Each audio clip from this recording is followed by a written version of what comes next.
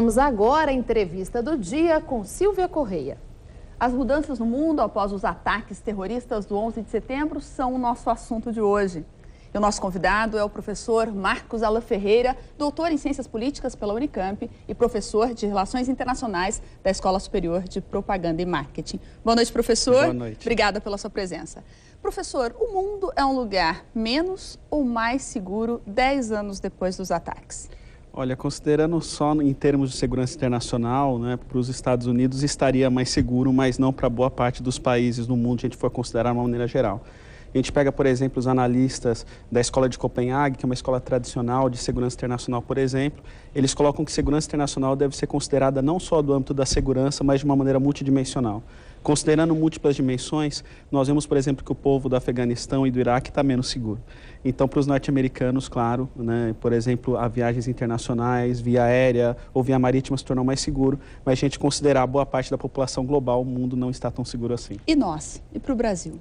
O Brasil ele não está tão envolvido com esse tema, né? Até porque a gente tem tido um histórico pacífico e se a gente considera, por exemplo, a questão do terrorismo islâmico, essa não é um ponto, né, que possa nos ameaçar. O problema maior do Brasil é a própria segurança pública, né?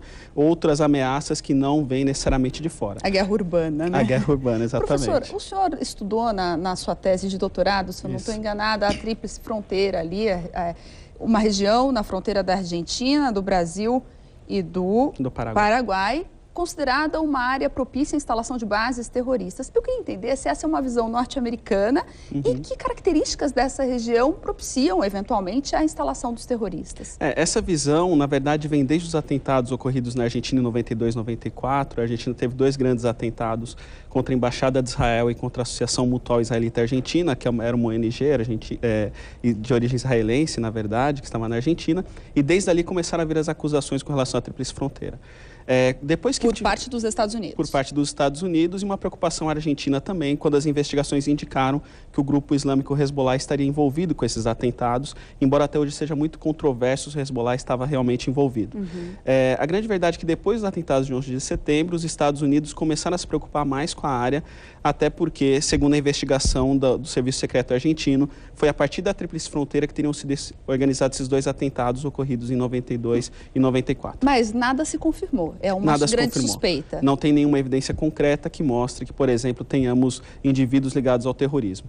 A principal acusação dos Estados Unidos, na verdade, é o possível financiamento ao terror que seria proveniente dali, de indivíduos que seriam simpáticos, por exemplo, ao Hezbollah e ao Hamas, que são partidos políticos de seus respectivos países ou territórios, né, no caso do Hamas na Palestina e o Hezbollah no Líbano, mas que para os Estados Unidos são considerados grupos terroristas.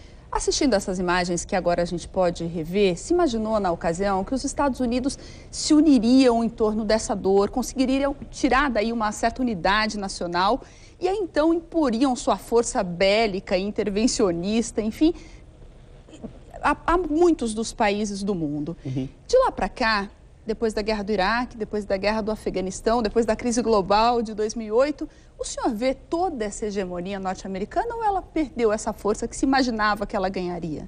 Na verdade, se a gente for notar, os Estados Unidos ele perdeu muito da sua influência, principalmente nos fóruns multilaterais globais, depois dos dois ataques, no caso, ao Afeganistão e ao Iraque, né? No caso do Afeganistão, teve uma certa unanimidade por parte da comunidade internacional de apoio aos Estados Unidos. Já no caso do Iraque, em 2003, como nós sabemos, não houve esse apoio total, diríamos assim, de todos os países. Então, se a gente for olhar pelo viés dos fóruns multilaterais, organismos internacionais, os Estados Unidos se enfraqueceu bastante.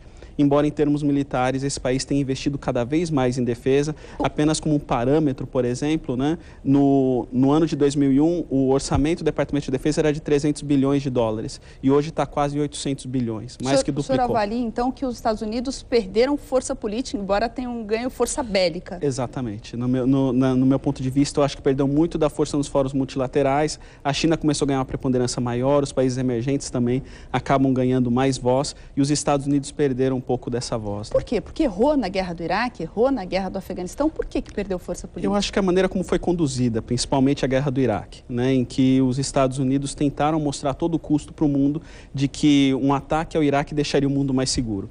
Hoje nós vemos um Iraque não tão seguro e o mundo nota que os problemas de segurança não estão restritos a terrorismo, né? Para muitos países, como eu tinha colocado no começo da entrevista, o problema de segurança ele é multidimensional. Tem segurança, por exemplo, em relação à fome, alimentar, claro, entre outros, que não é o interesse de muitos dos países do mundo.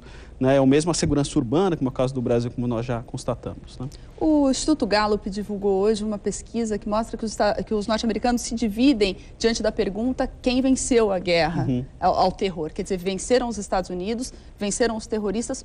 A sua opinião é qual?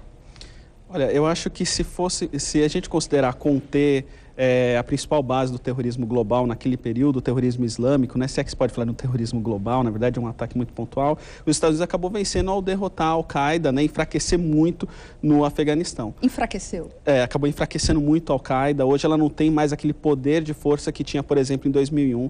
Basta ver que eles não têm conseguido performar grandes atentados, né? De 2005 para cá, depois dos atentados ocorridos na Europa. Então eu vejo que os Estados Unidos perderam força nesse sentido, né? Mas enfraqueceram esse principal adversário, se é que eles merecem todo esse status. Exatamente. Né? Professor, para a gente encerrar, o senhor vê um risco real de uma nova onda de atentados ou ao menos um grande atentado nesses 10 anos, como forma até das organizações terroristas aí delimitarem que estão vivas e indicarem que tem ainda poder bélico? A verdade é que as forças de segurança dos Estados Unidos, FBI, né, que trata em âmbito interno, o Departamento de Defesa, está muito atento ao que pode ocorrer nesse 11 de setembro, né, já que poderia também, infelizmente, os terroristas comemorarem, entre aspas, esse atentado com outro atentado. Mas eu não imagino que seja tão fácil performar um atentado como foi, por exemplo, no 11 de setembro de 2001. Né? A dificuldade é muito maior por conta de todos os instrumentos de segurança que foram criados desde ali. Né? Claro que tudo é possível, né? É muito difícil prever, mas eu acho que a possibilidade é muito menor comparado a 10 anos atrás. Obrigada, professor. Uma boa noite, bom final de semana para o senhor.